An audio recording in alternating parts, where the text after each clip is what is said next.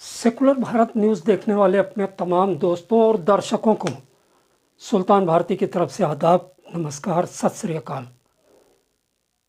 कभी कभी मेरे दिल में ख्याल आता है, ख्याल फिल्मी नहीं आता, हकीकत की धरातल से उठा हुआ, दिल की गहराइयों से निकला हुआ सवाल आता है कि क्या इंसानियत की कोई एक सर्वमान्य परिभाषा है, या जो हमारे देश में इंसानियत हो वो दूसरे के देश में इंसानियत की श्रेणी में ही नहीं आती? ऐसा तो नहीं है।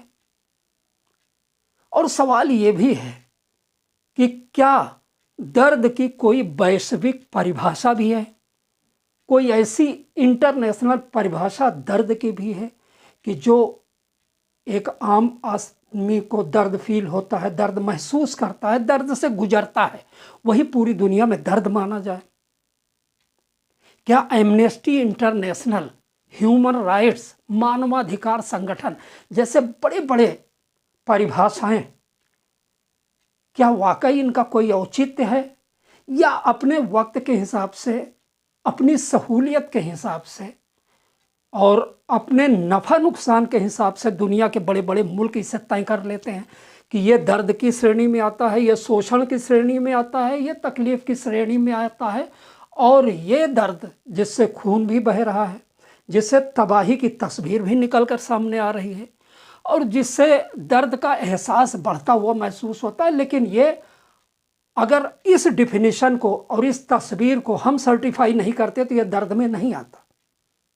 शायद ऐसा है। और विडंबना यह है कि ज़्यादातर चीज़ों के डिफिनीशन, मानवीय संवेदनाओं की डिफिनीशन, परिभाषाएं तय करने का अधिकार ज़्यादातर मुल्कों के पास नहीं है।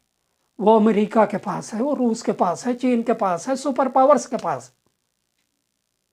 आज देखिए 17 दिन से एक देश खंडहर में तब्दील हो रहा है, खून बह रहा है, बच्चों के लिए दूध पीने के लिए दूध उपलब्ध नहीं है, खाने पीने की दिक्कतें हैं, लोगों की एक बहुत लंबी कतार मुसलसल पोलैंड और पश्चिमी देशों की तरफ यूरोपीय यूनियन के भाग रही, लेकिन उनको ये दर्द नहीं दिखाई दे रहा है। अमेरिका रोज़ बरोज़ बड़ी कड़ी चेतावनी दे रहा है, रूस को प्रतिबंध लगाया जा रहा है, क्योंकि सारी कड़ी चेतावनियां और सारी सख्ती, सारी चेतावनी वो जाके प्रतिबंध पर दम तोड़ देती है। और ये प्रतिबंध कब तक चलेंगे? हमें तो एक शेर याद है कि ये तो माना कि तगाफुल न करोगे, लेकिन ये तो माना कि तगाफुल न करोगे, लेकिन खाक हो जाएंगे हम तुमको खबर होने तक। जरा दर्द की तस्वीर तो देखिए एक बार, आप खुद कहेंगे कि ज्यादती है, जुल्म है।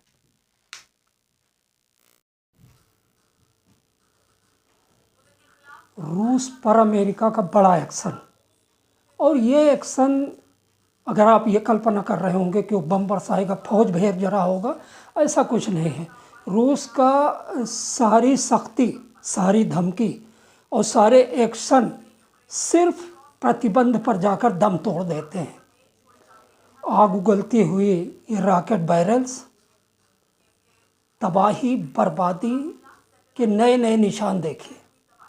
कीव के उत्तर पश्चिम में बड़ा हमला, लगातार रूस की तरफ से उड़ते हुए बम वर्षक जहाज, और तबाह होती हुई एक खूबसूरत मुल्क की धरती, लगातार बढ़ते हुए खंडहरों के निशान और दौड़ते हुए टैंक। हैरत ये है कि जहां अमेरिका की धमकी 17वें दिन में प्रवेश कर चुकी है, वहीं रूस की तरफ से लगातार सख्ती, लगातार बमबारी, लगातार तबाही के निशान और तेवर बढ़ते हुए जा रहे हैं। चमकती हुई निशानियां, बारूद के धमाके, और इन चमकती हुई बारूद की निशानियों में दफन होते हुए हज़ारों लाखों लोगों के सपने, और खंडहर होता हुआ एक मुल्क। तमाशबीन बनी पूरी दुनिया। खारको, खारसेन, दोनेस्क, ओडेसा और तमाम ऐसे नाम है शहरों के जो एक सरसब्ज, खुशहाल देश यूक्रेन के अब अपना स्वरूप बदल चुके हैं, लगातार खंडहर में तब्दील होते हुए, ज़मीन पर गिरते हुए और बिखरते हुए, अपने एलिमेंट में मिलते हुए। और जब ये जंग कभी रुकेगी जाकर, बर्बादी के अपने तमाम निशानात छोड़ती हुई, तो शायद यही तमाशबीन लोग ठेके लेने के लिए दौड़ पड़ेंगे इस मुल्क में, और ये तबाही के नए निशान बारूद तलाशेगी किसी और मुल्क में। तो फिलहाल बने रहो तमाशबीन। ये बता रहे हैं कि हमले का अलर्ट, लेकिन अलर्ट किस चीज़ का, कौन रोकने वाला है? हाँ, एक सवाल तो ये उठता है कि आखिर 17 दिन से मुकाबले के नाम पर सिर्फ अपने खूबसूरत शहरों को मलबे में तब्दील होकर देखना ही मुकाबला है, तो मैं मानता हूं कि यूक्रेन मुकाबला कर रहा है। और अब हालत ये है, ये देखिए धुएं का उड़ता हुआ गुबार, यहाँ पर अभी अभी मिसाइल गिरी है, ज़ाइटोमीर शहर है, आप देख सकते हैं। हर मंज़र ये बता रहा है कि व्लादिमीर जेलेंस्की जो यूक्रेन के राष्ट्रपति हैं, किस तरह मुकाबला कर रहे हैं। और उनके पास अब ये कुछ है नहीं, खंडहरों की बढ़ती हुई तादाद, बर्बाद हुई गाड़ियाँ और बिल्डिंगें, ये सब चीख चीख कर बता रही हैं कि न उनके साथ कोई खड़ा है न कुछ। और लामोहल्ला भर, शहर दर शहर ऐसी खबरें और ऐसी तस्वीरें आ रही हैं कि जेलेंस्की के आह्वान पर नागरिकों ने हथियार उठा लिए। लेकिन कब तक? पूरा यूरोपीय यूनियन अमेरिका की तरफ मुंह करके खड़ा हुआ है कि आखिर आप क्या करने वाले हो। ये तस्वीरें जो एक तरफ आदमी का मनोबल ऊंचा करने की गवाहियां तो देती हैं, लेकिन ये गारंटी नहीं देती हैं कि हम युद्ध जीतने जा रहे हैं या अपने मुल्क को बचाने जा रहे हैं। वो सिर्फ एक खामोश गवाह बनकर रह रहे हैं कि हमारा मुल्क तबाह हो रहा है और दुनिया तमाशा देख रही है। देखा आपने, जंग जंग और मुसलसल जंग, कोई हल नहीं नज़र आता, कोई तस्वीर ऐसी नहीं नज़र आती, कोई ऐसा संधि विराम नहीं नज़र आता जहाँ से व्लादिमीर पुतिन और व्लादिमीर जेलेंस्की के बीच सुलह का अंकुर फूटता नजर आए।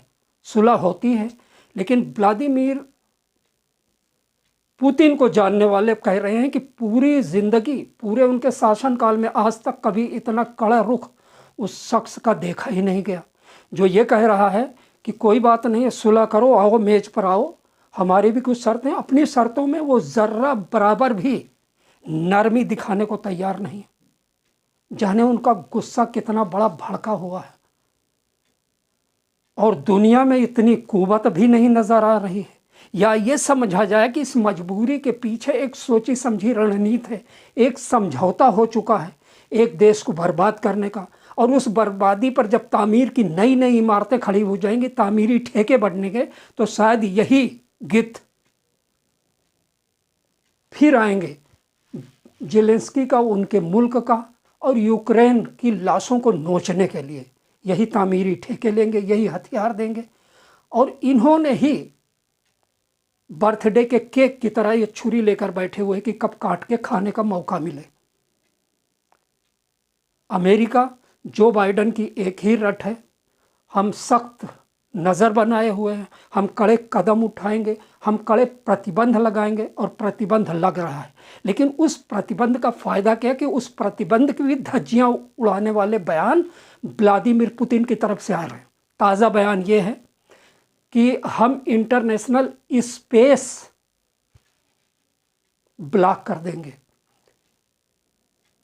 शायद प्रसारण पूरी दुनिया का बंद हो जाएगा, शायद अब क्या कहते हैं स्पेस वार शुरू होने के लिए धमकी है, क्योंकि वो किसी तरह से रोकने के लिए राज़ी नहीं है। उनका एक ही शर्त है, हथियार रख दें तब सुलह होगी, और अपनी वो जिद छोड़ दें जिस जिद के चलते एक हंसता खेलता मुल्क खंडहर में तब्दील हो रहा है, यानी नाटो में शामिल होने का। तो ये तो बहुत बड़ी शर्मिंदगी की बात है नाटो के 30 देशों के लिए और उनके मुखिया अमेरिका के लिए, कि आपने क्यों मरवा दिया जेलेंस्की को हामी भरने के बाद। आज एक देश तबाह हो रहा है, दुनिया तमाशा देख रही है, अपने अपने देश के मीडिया अपने अपने हिसाब से इन बर्बादी की तस्वीरों में, इन धुओं में विश्व युद्ध थर्ड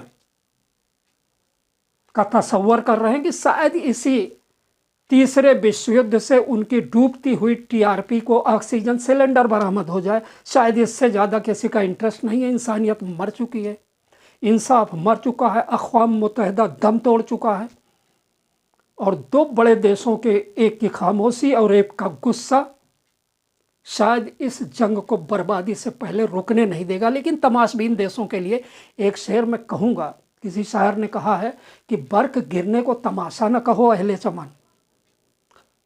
बर्क कहते हैं बिजली को, कि बर्क गिरने को तमाशा न कहो अहले चमन, आसियाँ मेरा ही जले कोई ज़रूरी तो नहीं। यही स्थिति देर सबेर और कई देशों में फूटेगी। और अगर ये जंग नहीं हो रहा है तो उसका एक कारण मैं और बता दूं होगा कि रूस ने पहले ही थर्ड विश्व युद्ध को लड़ने के लिए खेमे बंदी भी कर ली है। कई देशों को मिला भी लिया है जिनकी खामोशी, जिनके छिटपुट बयान इस तीसरे विश्व युद्ध की चिंगारी की तरफ खुला इशारा कर रहे हैं। और शायद उस जंग से हर कोई बचना चाहता है, क्योंकि दोनों के पास में इतने बम है कि इस ज़मीन को, इस आबादी को, इस ब्रह्मांड को कई बार बर्बाद और खंडहर बना सकते हैं। जय हिंद, जय भारत, अल्लाह हाफिज़।